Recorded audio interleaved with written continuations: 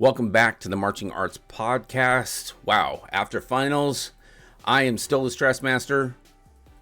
And I am also known as, well, last episode, I was the Wish.com version of the Stress Master. I'm changing my name to the British Yank, which is down there. Somewhere. Yeah. I am currently changing my name. I am Jen, but I'm still catching up on sleep. Maybe I'm I should still change exhausted. mine. I should change mine to still the Stress Master, but that's okay. Well, we survived. Thank you all to those that watched the semifinals and finals streams. What a marathon. What a marathon that was. But it was fun. It was actually kind of cool to kind of get everybody's perspective outside of ours of like what's going on. And we got to talk a lot about placements and stuff like that and kind of shows as we were going. So that was kind of cool. I think we might next year. I think we really need to be there live. I think that's kind of something we need to do. Yeah. Yeah. You do. Yeah. It'll give me a chance to visit my family there and go see some drum corps. So hopefully we can make that happen. And one of the ways we can make that happen is if you subscribe to this channel. That will help grow the channel. And then that will also help you get notified when we have cool videos like the one you're going to watch right now, actually, the one you're watching right now. And what we're going to do is for the podcast for the next few months is we're going to be doing monthly podcasts instead of weekly until we get into the heart of drum corps season. And then we'll switch back to probably bi-weekly and then weekly again. Just so we have time. When we get to the bi-weekly bit, that's when WGI started to kick off a bit as well. So as the name of the channel says, it's the Marching Arts channel. Excuse me, not just the Drum Corps International channel. So we'll have, of course, WGI, probably BOA as well, even though we can't show any video of anything from BOA. We can at least talk about it. Also in December, we have the... If you've never seen it, go onto YouTube. Thank me for sending you down this rabbit hole later. The All Japan Drum Corps Championships as well. Japanese drum corps, I swear to God, it's just on a completely different level. Mm-hmm. You watch these kids and then you realize that you're watching a junior high school band. Right. And it's just, oh my God. It's so good. And it's very old school as well. So any of you old farts that like to do, shout from their lawn and stuff like that, that's probably for you. Exactly. Right.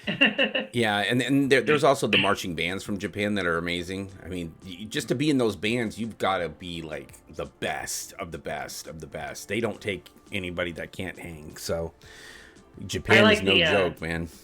I like the all-girls bands that do the parades that like hop and skip and twirl and jump while they're playing their music perfectly. Tachibana, I believe they're called. They in Japan, I believe they're also known as the Orange Devils. It's crazy. So good. Okay, so we're going to kind of recap. We are going to recap the season, give our thoughts on stuff. We're going to look at some scores here and kind of just talk about things. So let me bring that up. We were looking at our merch store, and I noticed that we have a 15% off everything sale right now. It's only good for the next 2 days. So hopefully I'll get this video up by today so that you can help us support the channel. But you can see all of our products are here, all of our shirts. You can actually search by design. So that's kind of a cool feature now. These are one of the shirts that we don't really have on the videos because it doesn't pull up for some reason. But there's all kinds of different, you can shop by design. So if I wanted the higher, faster, louder with yours truly right here, that's me with my bad horn angle, as you guys say. But you can shop by different things. Definitely higher. Higher, faster, louder, man. Horns to God. Yeah, right. This is how you get Justin and Kanan to Indianapolis next year. That's right. That'll help us.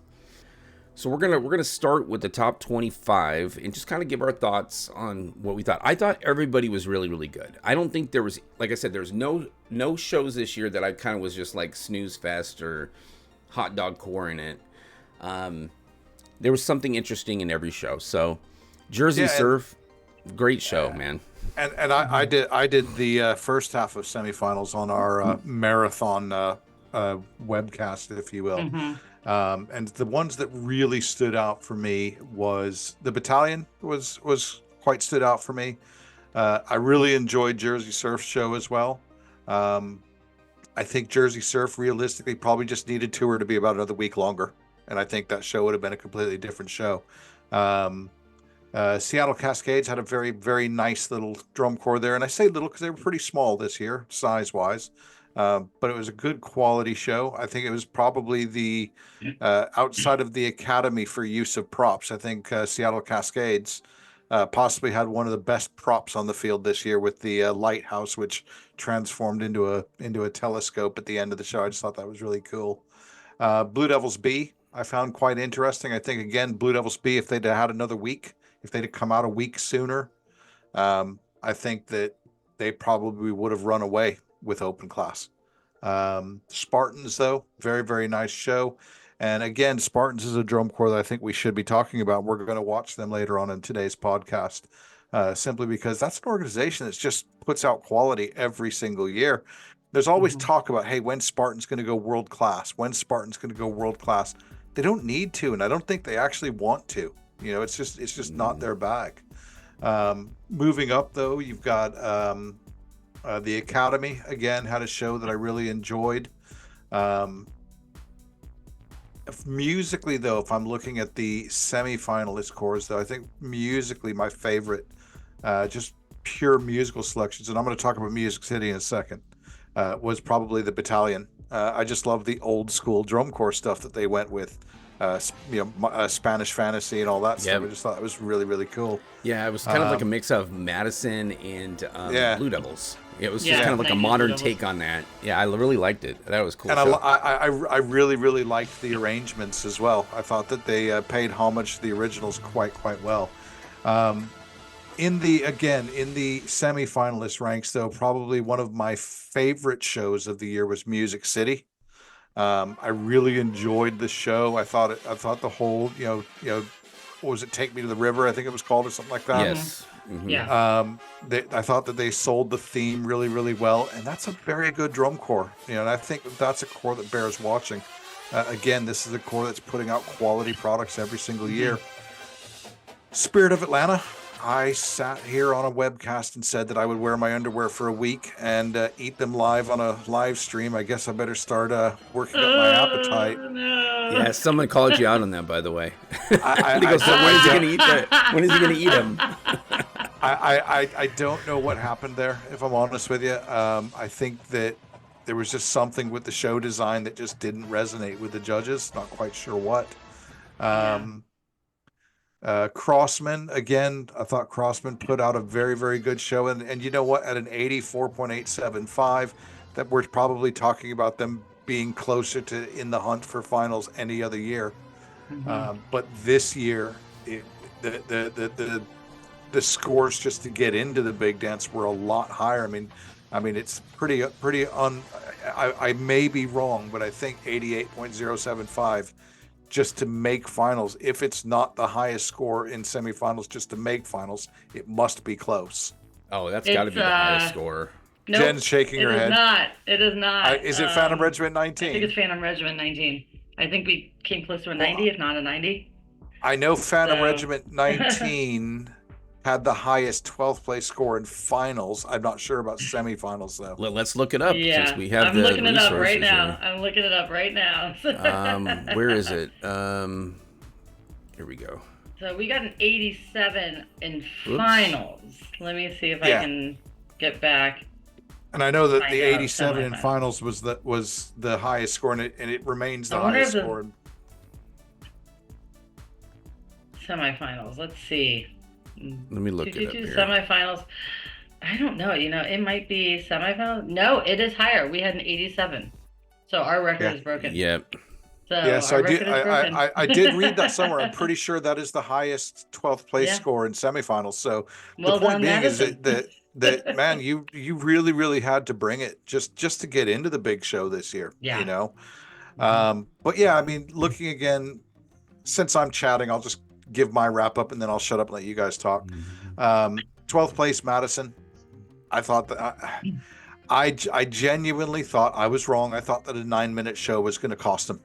I really did. I was wrong. I'm glad I'm wrong. I loved their show. And I think I have Justin, a it little might have. insight about that too, Okay, about that go on 9 then. minute show. I spoke with a friend of mine for coffee on Sunday, and their show started the season longer. They were cutting All right. chunks of it out. All right. So I want to see if I can find a Madison show from the beginning of the season and see how long it was. Well, I suppose that's one way to clean your show. Right? Absolutely. Instead of changing it, they just cut it out. I wonder if that's true. I got to go back and look. If that was the case, 1990 Freelancers would have done a 3-minute show. It would have been awesome. God. But yeah, so I mean, I did think that 9 minutes was going to maybe be a bit more detrimental than it was, but obviously it wasn't. Pacific Crest. I want to talk about them real quick though before I carry on. Pacific Crest. I found that show a little frustrating because I think that was a finalist core, and I don't think it was a bad show. I just think that the source material of the show might have been a bit too obscure. You know, I only know about the story of Frida because I went and discovered it after seeing this show. But to the average first-time viewer that just wants to sit their butt in the seat, have a hot dog and some popcorn, and enjoy some drum corps, I think that the source material of the story might have just been a little bit too highbrow. But I think that was a finalist core. I think that was they had a very solid horn line, a very solid drum line. They did not march well early season, but they definitely cleaned that up towards the back end of the season. But I think by then it was just too much catch up too late. And they still ended up in 13th, so that's not bad. Yeah. You know? No, it's not bad at all. I think that's our highest placement finish, isn't it?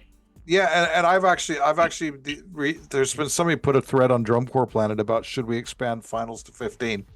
I think so. I think so. Do you? I agree. think that when you look down to 15th place, there's quality drum corps there that aren't performing in front of the big crowd. But is what it is. Elephant now in the that room. semis isn't just 17 cores, you have the room to do it. It used to be that prelims was everybody, semis was like 18 or 17 cores, and then that was the cut, and then finals. If you're not going to do that 17 core cut or whatever it is, then I can't remember if I'm talking out of my butt. Sorry, maybe I am. For some reason that sticks in my head. But you know, if you're going to have semis be everybody, just like prelims was, then yeah, you can do 15 in the top. I don't know how you're gonna fit them all on the field for retreat, but you know. There is that as well. Going back to finals. That's the real reason we're not expanding. I can't fit them on the field. So going back to finals, Cavaliers at 11th. I actually think Cavaliers should have been 12th. I actually think Madison should have beat Cavaliers on the night. Of course, we're looking at the semifinal scores here, but Troopers, 10th place, beating the Cavaliers. And, I think let me pull up finals. Yeah, somebody put a post up earlier in the year when it was Troopers beat Cavaliers and then Colts beat Cavaliers. It was something like Hold My Beer or something like that. But yeah, so looking at the final scores, Madison with an 87.05, Cavaliers with an 87.5. I actually think those two should have been flip-flopped. I also think Troopers and Colts should have been flip-flopped as well. I think the spreads are about right, though. I think Troopers really, really massively improved that show in the last 2 weeks of the season. 3 weeks of the season to go, I was actually wondering whether Troopers was going to make finals. But I think they cleaned up that show. They cleaned up the fight sequence at the end of the show, which I think was the really, really... I think that was the anchor that was maybe weighing that core down a little bit. Move up to 7th place Mandarins, 6th place Santa Clara Vanguard. Those two pretty much duked it out all season. You know what, truth be told, I liked the Mandarins show better, but I think that the placements there are probably correct. Then we've got, of course, Carolina Crown and Phantom Regiment. And I want to talk about something here real quick, and that is numbers management. So I don't know if it's too much hassle, Justin, but or Jen, you probably just remember what was your semifinal score. What was the spread at semifinals between you guys and Blue Devils? 0.85, wasn't it? 7/10. How the hell do we get a 965 to 953? how the hell did we get a 2-point spread in one night? Yep. They got dumped, and I don't get it. Our score went down finals by 0.3, and that happens at finals. I don't know why a lot of cores will go down a couple of tenths, but to put us down a couple of tenths and then bring them up by a point and a half or whatever. I don't know. I think that if you go back and really look at the recaps, though, I think that when you go back and you really look at the recaps, though, obviously you can see that numbers management was happening. Whether the judges will admit that numbers management happens or not, it definitely was. Because when you see how much certain cores were dumped, I mean, the battalion was dumped like 3.5 points between prelims and semifinals. Yeah. What? You know, Jersey Surf, again, similar, dumped about 3.5 points between prelims and semifinals.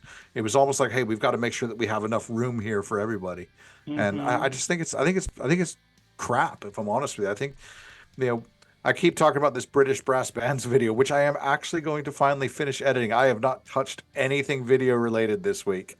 But they have a unique way of judging there. And of course, I don't think we could ever do anything like this in drum corps, but they have a unique way of judging British brass band, is that the judges actually sit behind a screen.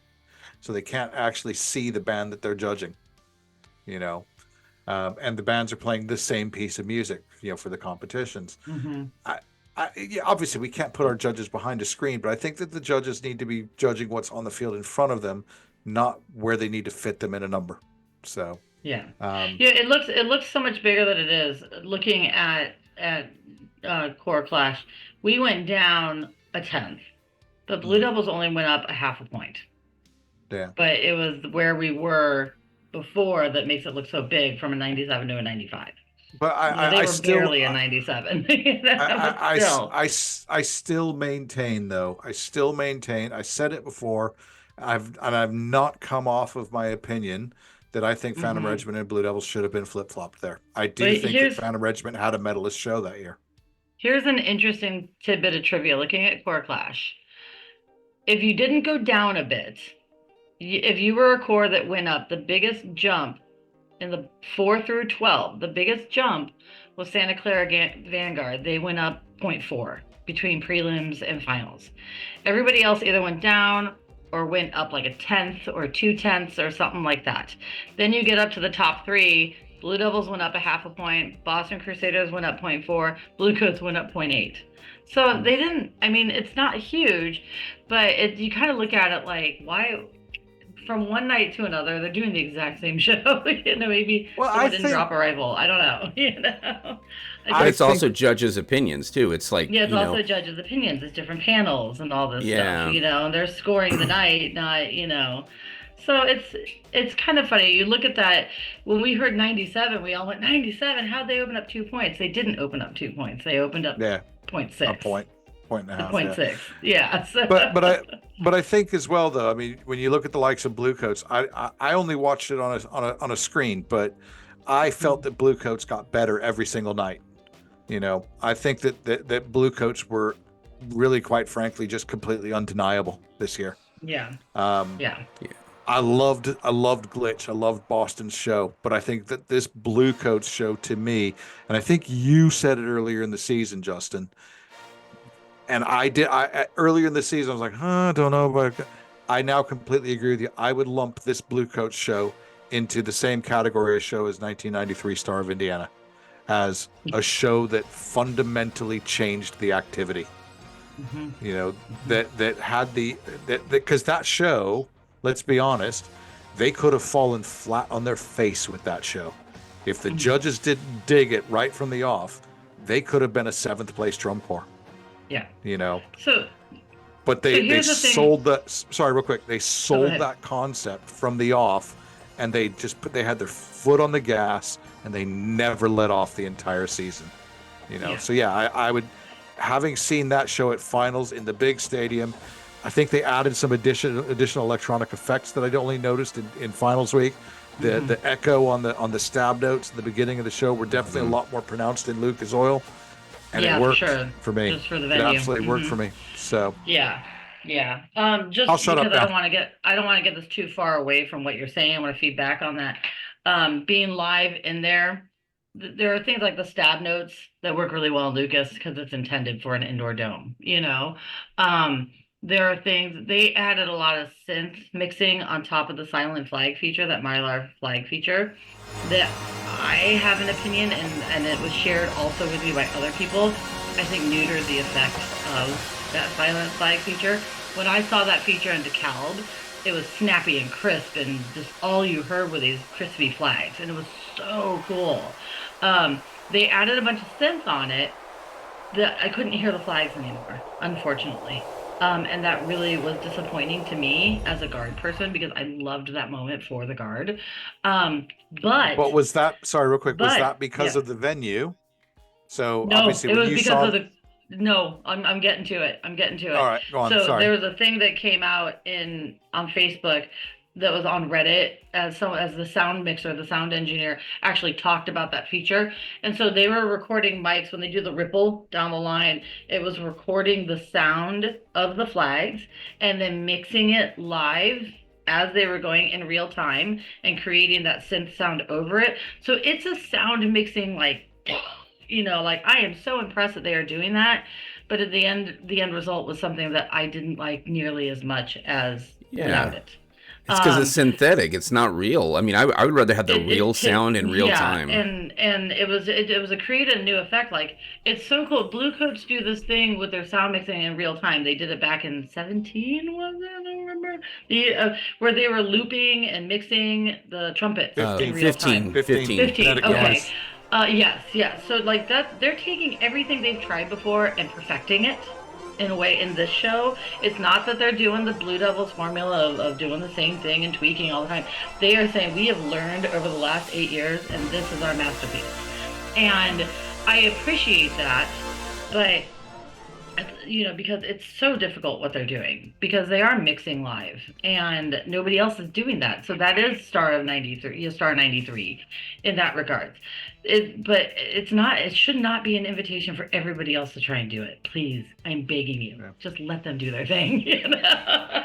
Speaking of sound designers and stuff like that, I'm not sure if you want to edit this bit out or not. I'm not sure, Justin, but I did come across a video on YouTube that might be interesting to watch, which was a video with the Mandarin's sound engineer, and basically explaining the show as they're going. And like, for instance, they had one of their mics drop out in the middle of the show at Lucas Oil, and how they essentially overcame that live while they were doing it. So if you haven't seen the video, it's super cool. Yeah, it was the trumpet player, the soloist that starts the show. His wireless mic wasn't working in semis. Yeah.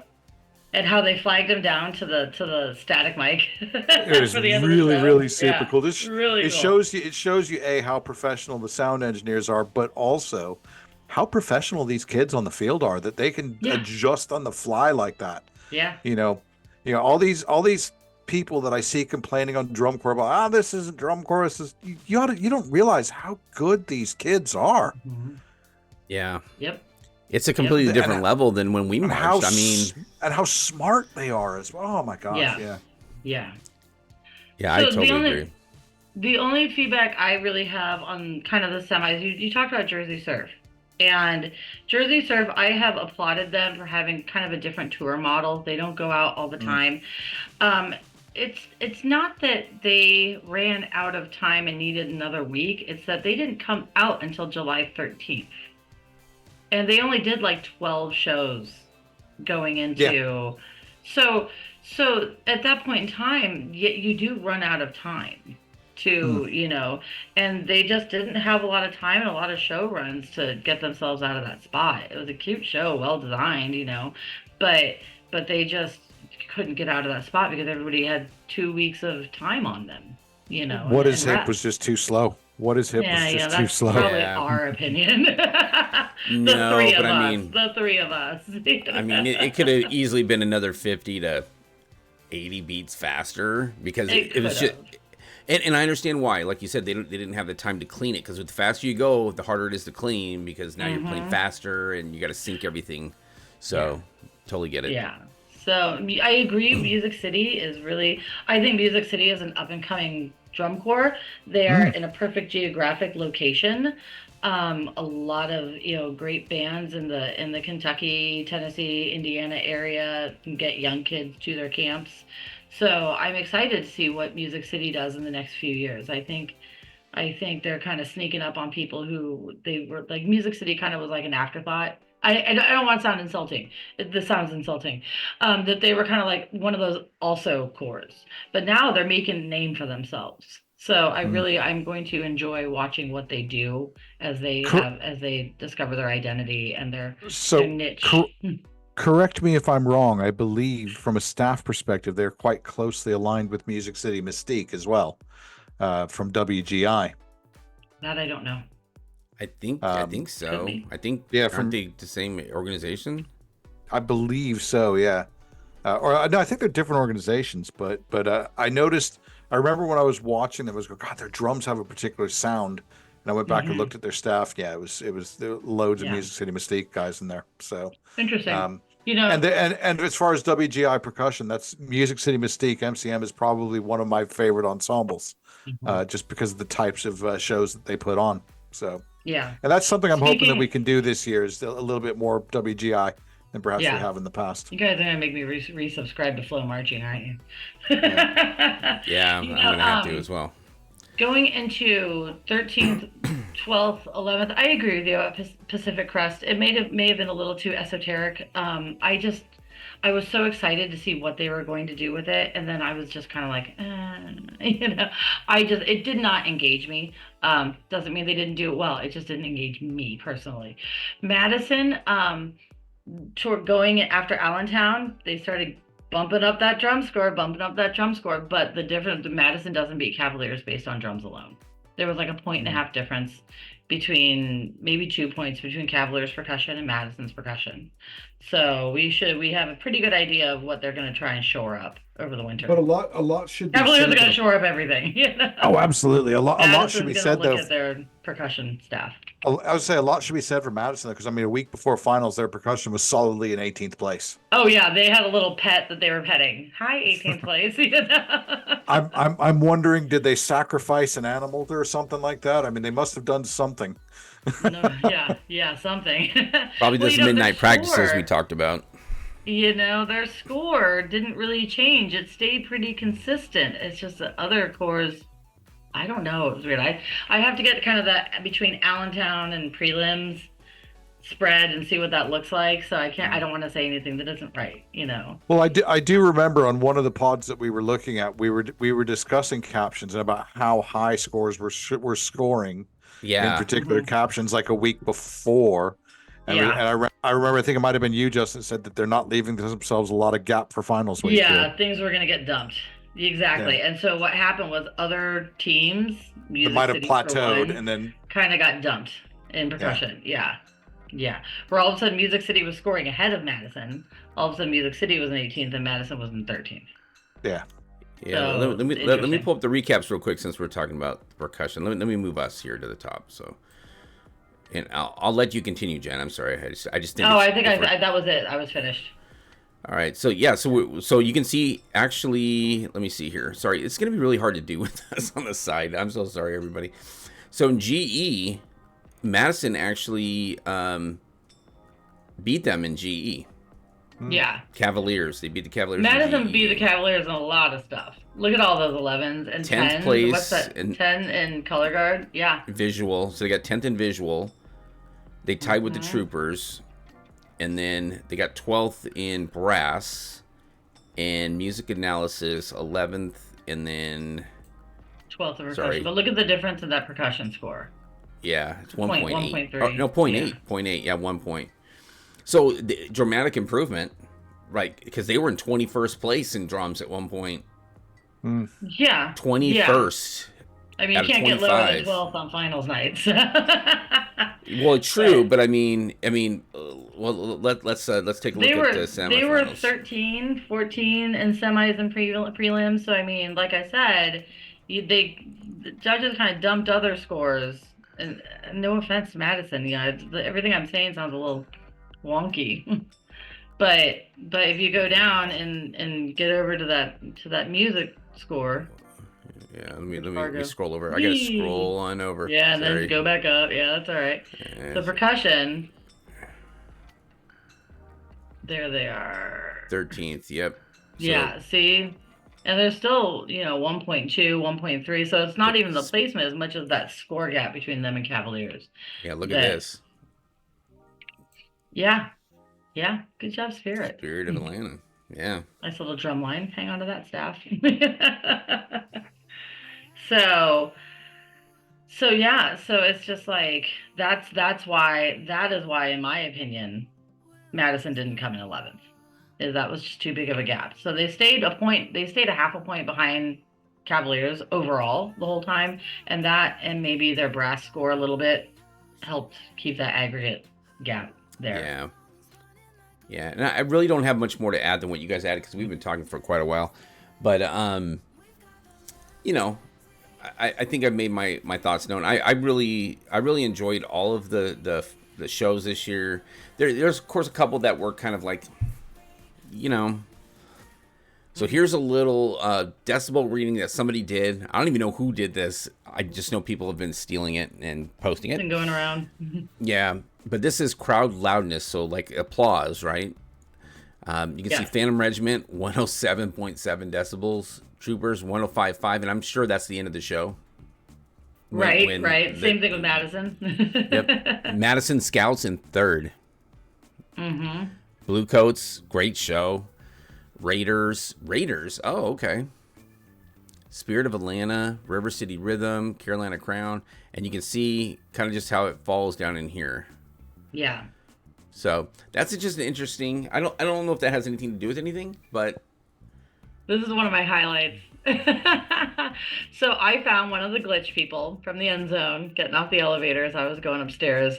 She was the nicest lady. I have to say that she was like, I hope that Boston's not mad at us. They're alumni, right? I hope that Boston's not mad at us. I hope we didn't take away from their show. And it's like, no, trust me, when they started playing, we weren't watching you guys anymore. If anything, I said they won their own GE caption for the night. They were a lot of fun. The kids would have hyped on them, so this leads me into what I wanted to talk about real quick. So we'll start with you, Jen, then you, Justin, and then I'll finish up. You get to name 3 of your highlight moments of the season. It doesn't have to be from finals. It could be from any show, anywhere, anything at all. You only get 3. You don't get 4. No runners up. Nothing like that. You get 3. Go. Okay. It's not even from the show. I love the glitch people. They're so fun. That was so fun. It added so much to the experience of Boston's glitch. I think one of the highlights, Boston's guard, and this is just, everybody's going to say this, Boston's guard was a highlight, not only because of their technical skill, but because of the wonderful job of musical choreography that their staff gave them. Because last year was trick, trick, trick, trick, trick. Look how great we are. Here's my leg above my head, and I've caught the flag. And it was just like, I'm so bored because it's all at the same level of holy crap. And Boston's guard this year had a wonderful sense of musicality to them and their choreography and their execution and their performance. So definite highlight for me there. Another highlight for me. Oh gosh. Gosh, that's a tough one. I'm kind of blanking. It can be anything. It doesn't have to be in a show. It could just be. Here we go.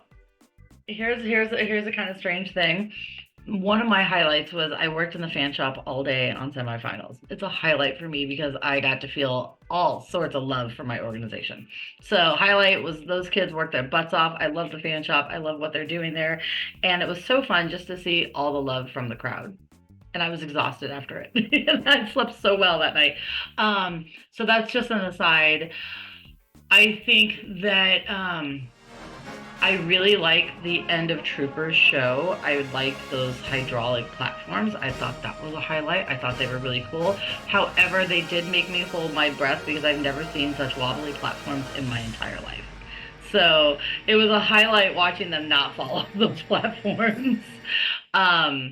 I really, and again, I'm a guard person, so I really, really enjoyed Blue Devils guard, and I really enjoyed, I'm trying to think of things that aren't Phantom Regiment.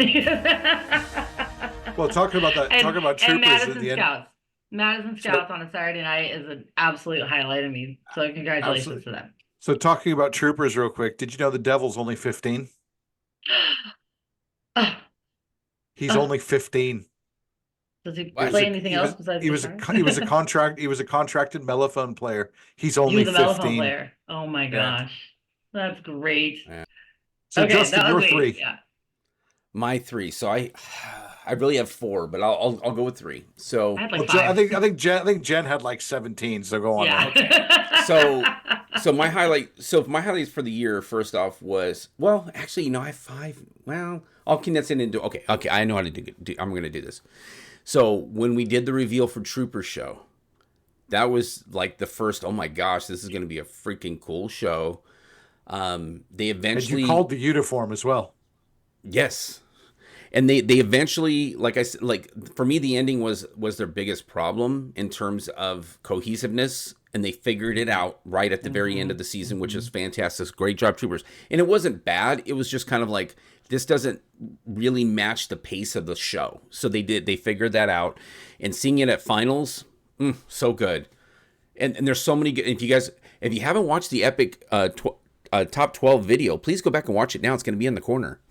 That's my first big moment. My second moment, and one of our podcasts, when I told you guys, this is the Madison Scouts coming back. When I heard their brass, and I was just listening to the brass, and I go, that's the Madison Scouts brass. And to see it show up in its form, and then progressively got so much better over the season, and then finals night, they just rocked the house. They really, I think they're probably like the number 3 core that rocked the house that night. I think it was them, and I'm not saying anybody else didn't do a great job either, but for me, it was Madison, Phantom, and Bluecoats who really like rocked the stadium, like to this core, and not like anybody else was bad. So don't be putting hate in there. I'm just saying. Right? So my last moment. This is a tough one, but gosh darn it! All right, I'm gonna have 2. So I'm gonna have a total of 4. Sorry, everybody. Definitely a Phantom Regiment. Just being Phantom Regiment, right? Seeing Phantom Regiment be Phantom Regiment, and last year the last 2 years they've been getting better and better and getting progressively better. You can hear the Phantom sound.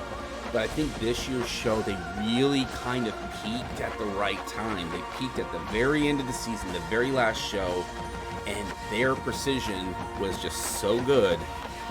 Like I said, I agree. I think they should have been in 3rd place. They should have medaled. Nothing against the Blue Devils, but I think they should have medaled. I think their show concept, execution, the way they presented the show was just at such a high level. I think they should have medaled. I agree. I think they should have. But and then of course the last one is Bluecoats. Right from the very beginning, when we first saw the first Bluecoats show, I was just like, they're gonna win. Yeah. But and then my prediction, though, if you remember, I said I thought they were gonna get 3rd. I thought Boston was gonna take 1st, Blue Devils were gonna take 2nd, and Bluecoats were gonna take 3rd because of the years and years and years of judging and the way that they don't like change. But apparently this year they embrace change. Changes everything. Changes everything. So I'm glad for that change, because I think DCI really needed to really reevaluate their judging and how they're seeing shows, and really, like what you said, they need to judge what they're seeing, not what they want them to be. Mm-hmm. And I think they did that this year. I think they really did.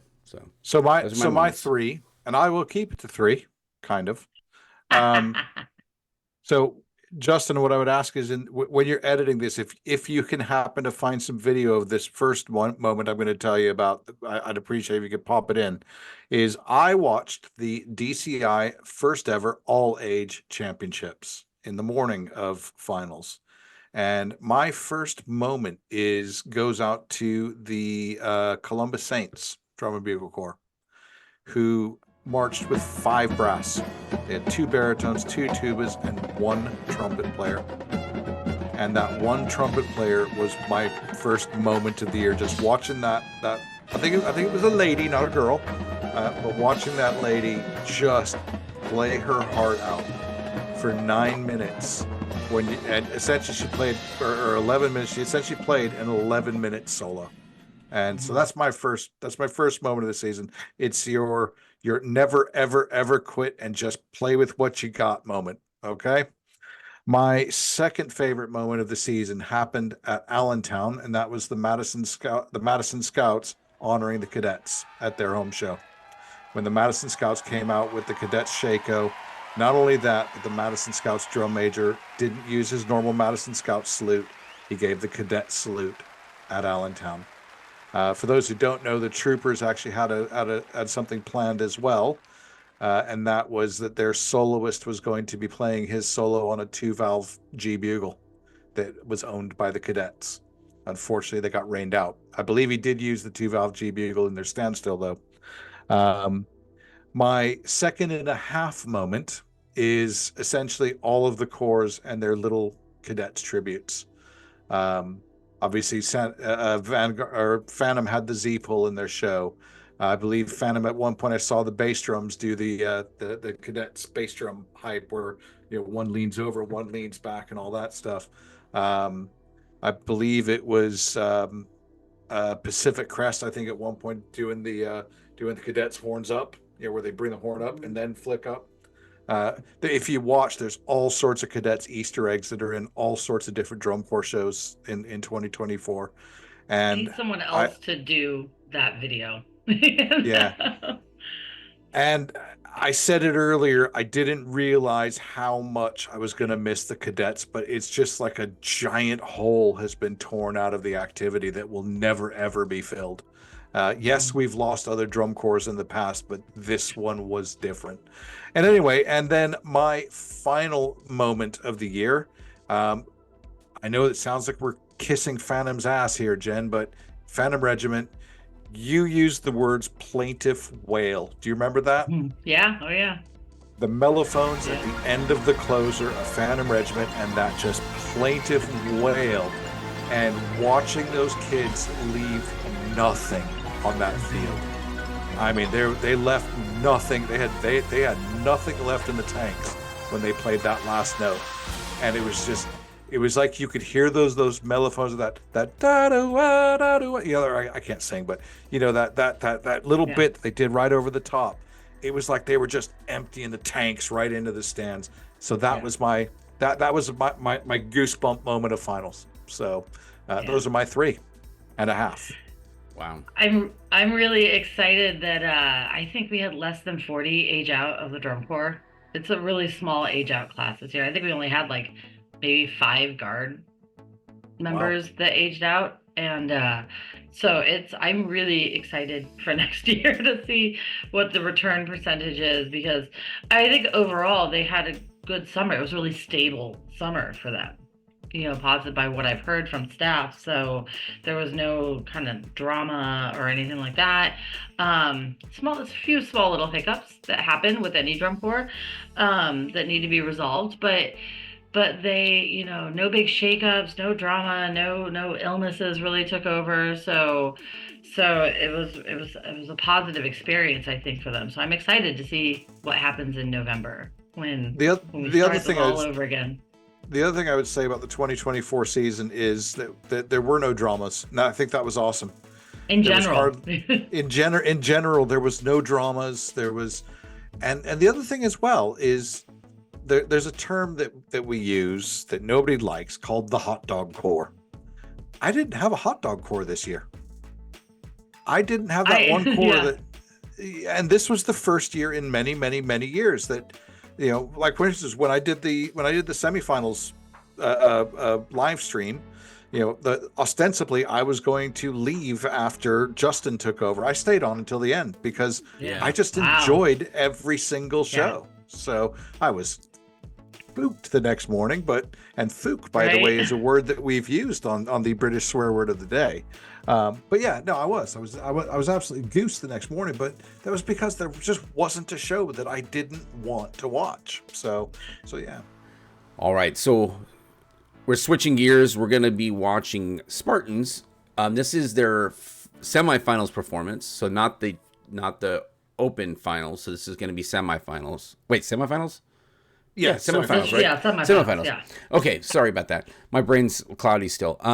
But yeah, let's go ahead and start watching it, and we'll kind of give our opinions here as we go. Your 2024 Open Class Champions, by the way. New Hampshire, the Spartans. Great drum corps. They've been great for a couple years. This is their second win, right? They won 22 and 23. Sorry, 23, 24. Really high production value. Mm-hmm. I love these backdrops. And to your point, Kanan, when they did an interview with him last year after they won, and someone asked him, there's been a lot of chatter about you guys going to World, and he said, nope, that's not what we're going to do. That's not what we're structured for. You know, and that kind of squashed that whole thing, because a lot of people were like, you guys are good enough, you could probably go World, but... They could, but there's a lot of revenue stuff, metrics involved in a jump to world class that they're not wanting to do. They need more money to do that too. Yeah, you get more money from World, but you spend a lot more money to get into World. Mm-hmm. Well, that they'd have to do more shows, right? Yeah. Yes. So I correct me if there's anybody from the Spartans watching this that correct me if I'm or wrong. Or open but class in general. But I do believe there's a fair number of Southwind alums in this corps as well. And I believe they got Southwind's equipment truck and their food truck as well. Interesting. You know, I haven't watched this show. I think they did carry a Southwind flag. Yeah. At open class finals. Yeah, there was definitely a connection between the two. Is your core ready? No, you're okay. This is the first time I'm seeing the show all the way through. Yeah. I don't think I've been able to watch it all the way through. I've seen bits and pieces of it. Performing their 2024 program, Utopia. Drum Corps International is proud to cold read for present me. the Spartans.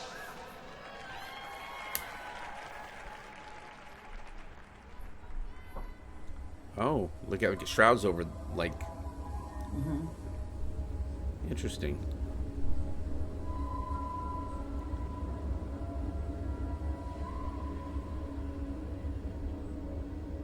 Is this high cam? Or is this multi? Yeah, I think it is. I'll take high cam. Do you want to switch to multi? No, it's alright. I like high cam better sometimes because you can actually see the whole thing. Mm-hmm.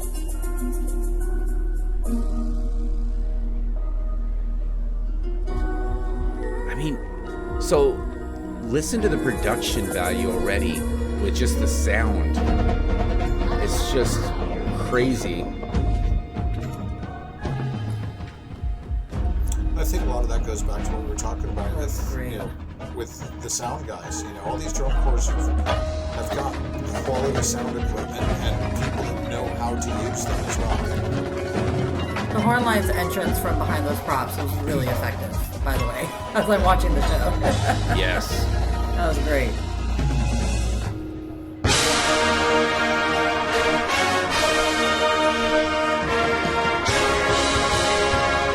Nice open impact.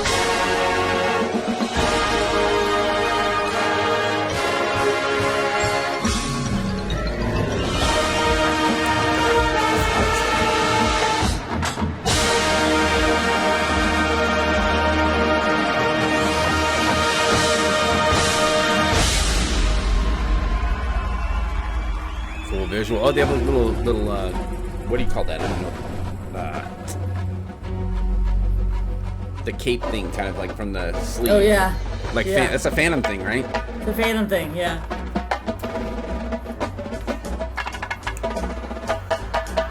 I like the color contrast in the guard. Oh, unfortunately nice. for me, I can't comment too much on the visual simply because the video that I'm watching is quite glitchy. I can hear it well, but I can't see it. Oh, sorry about that. Okay. That's just 8,000 miles. Oh, that's cool. Yeah.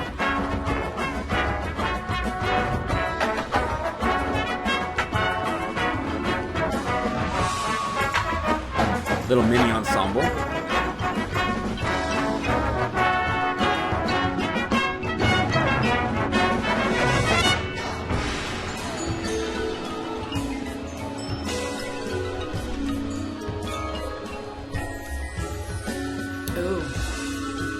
like that their props, they can go in between the two panels to hide equipment.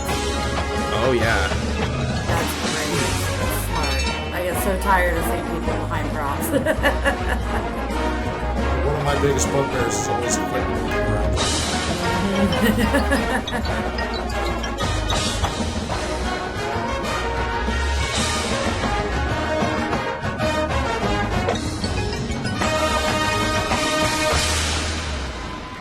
Got a really, really nice brass ensemble sound. Yeah, I was I just can hear actually. all the I can hear all the voices. They're definitely balancing down to the tubas as well. Yeah, that's like the opening hit. That's what I was hearing. It's always different there live. So Jen, when I was there in 22, it was very echoey. Was it really echoey? Yeah, dome sucks. there? I hate it. If you're not sitting between the 40s, it's rough. When we went, we were on the 50, but all the way in the back, and we didn't get as much of the echo because the sound was actually kind of hitting up there and settling a little Yeah, bit. So yeah. I think my favorite section to sit in is about the 400s, 300s, 400s. Love it. And what's weird though is like the way that, and this is credit to Flow Marching, so all you haters, their sound is really good. The way they have the sound set up, you can actually hear all the sonic, the sonicness of the core. This is pretty.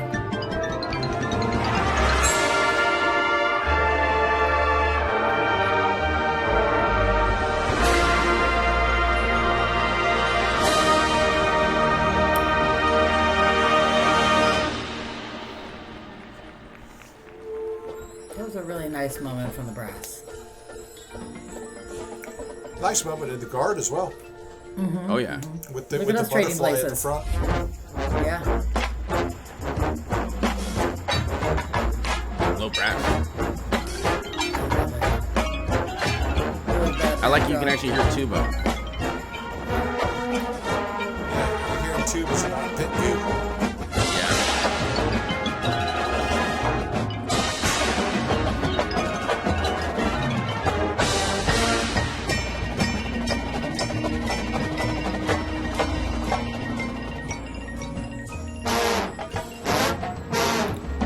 Oh, they're in the front.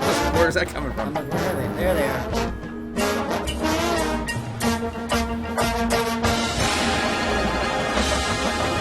I think the panel on the side too, I think those are AI instruments. Oh That yeah. doesn't look right. Yeah.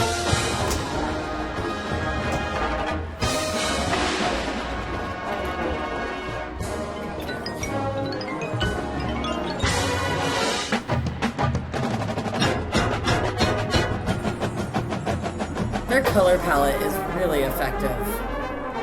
Oh my gosh. That looks so good.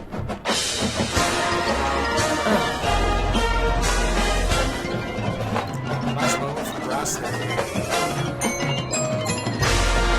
It's definitely different from the high cam where you're not getting the multi-cam jump around.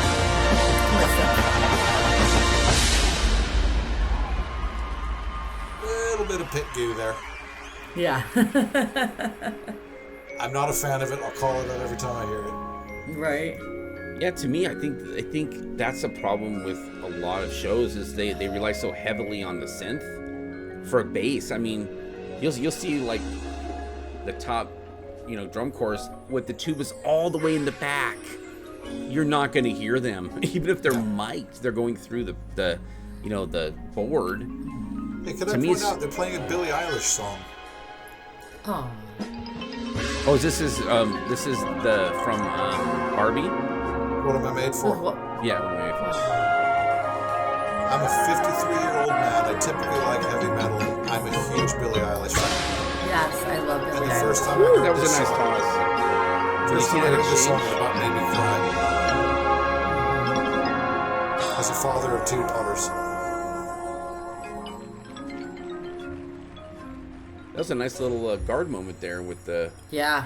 exchange and the exchange back. Sorry, I didn't mean to interrupt you, Kanan, but that was a cool moment. This is cute. silly, effective GE moment. Seems like they have some holes, right? They have some holes. Yeah, I noticed that. Maybe some people had to leave or, were sick or something. I noticed pretty much everybody in the World Finals march holes.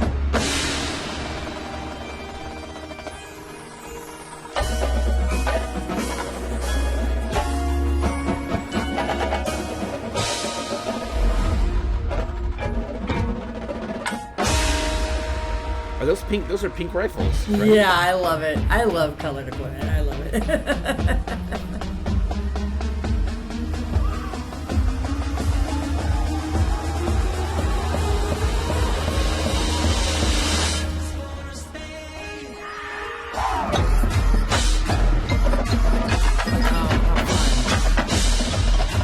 This is like Burning Man on the field.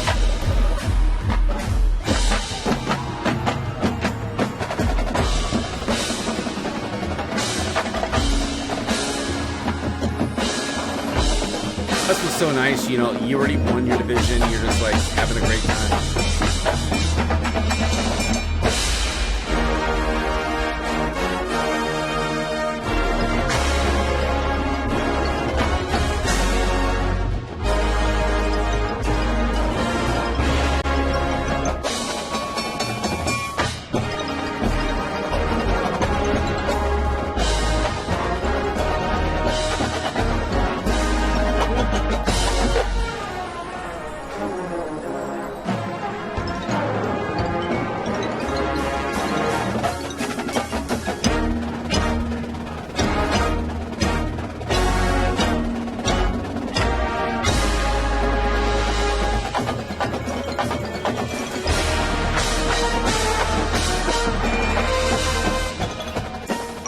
Great coverage.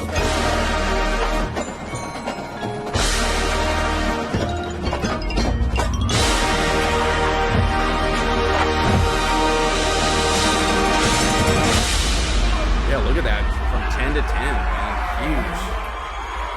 I start clapping like I'm still there. That's some big coverage on there. Yeah.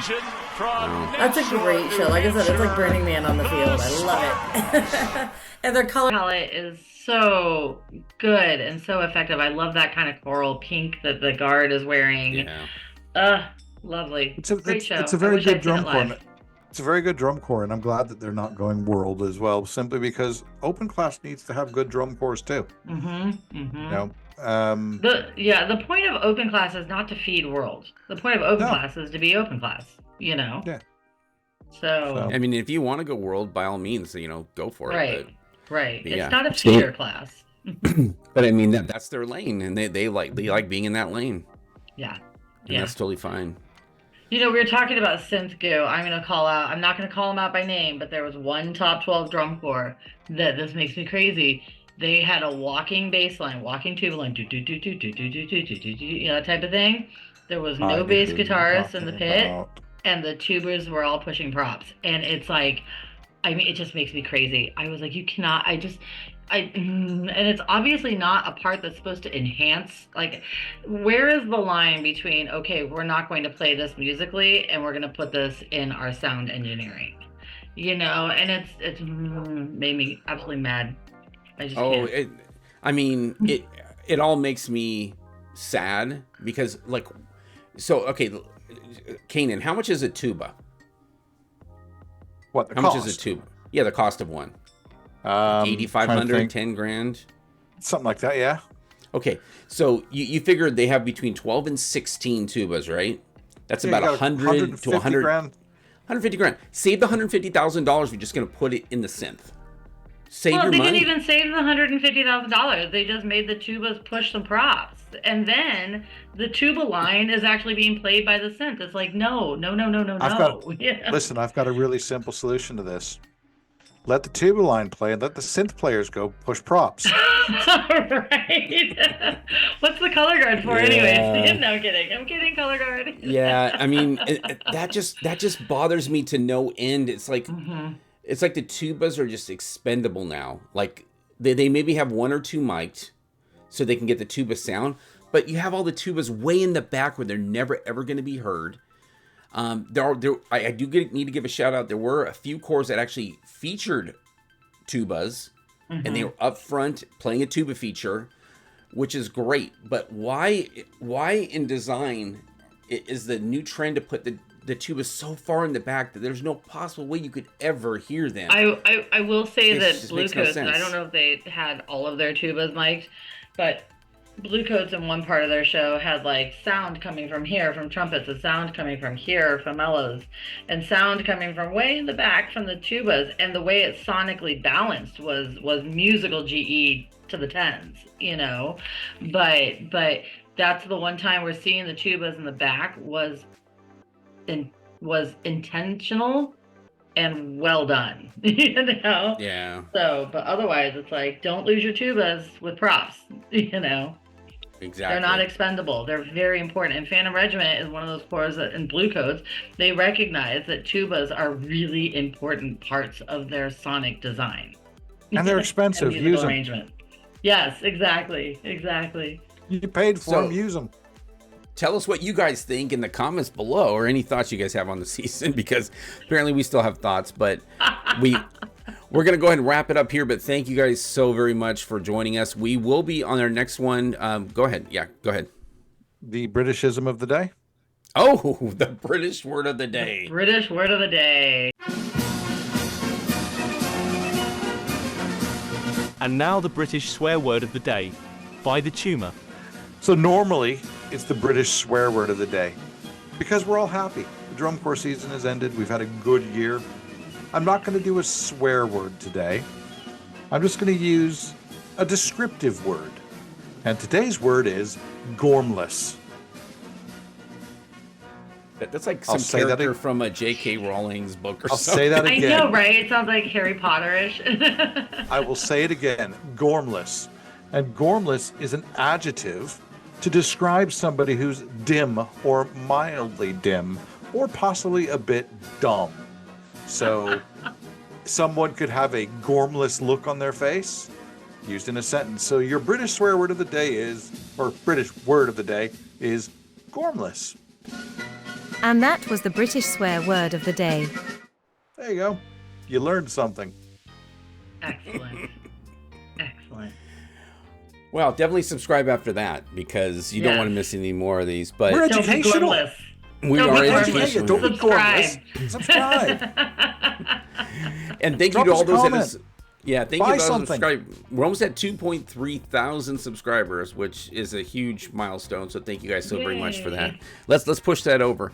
But like I said, thank you so much for joining us. We are going to be switching to a monthly schedule for a few months, and then we're going to go to bi-weekly. And then as WGI season kicks in, we'll probably come back to a weekly, because there's going to be a lot of show reveals during the week, though.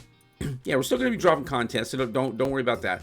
But the podcast itself, we kind of need time. We have stuff going on too, so we want to make sure we have time to deliver all this to you. So thank you guys so very much. On the next podcast, we'll be looking at all age. So we're actually, I think it would be a good idea to kind of watch the champion from the all age group for DCI. Really I think you guys agree. Mm-hmm. Yeah, that would be great. Some really cool scores, cores. So we'll be looking at those. We want to make sure we honor all divisions, so we're going to try our best to do that. So thank you so much. We will see you on the next one, but you guys know you have to do something before we can go. Well, no matter what you're doing, where you're doing it, who you're doing it with, how you're doing it, or when you're doing it, just when you're doing it, make sure that you march on.